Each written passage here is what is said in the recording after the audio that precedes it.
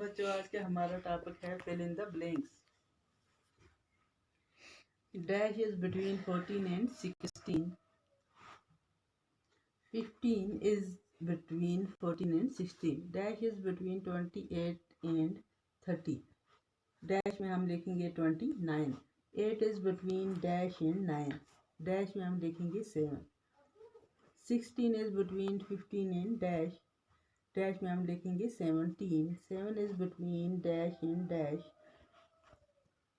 6 and 8. 5 is between dash and dash. 4 and 6. 10 is between dash and dash.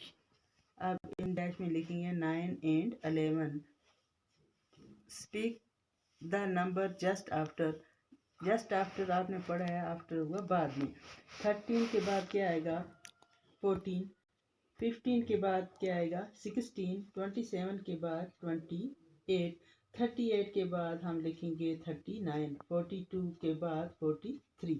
Speak number just before. Before आपको मालूम है कि पहले. 10 से पहले क्या आएगा? 9. 17 से पहले 16. 21 से पहले 20. 42 से पहले 41. 56 से पहले 55 और 67 से पहले 66.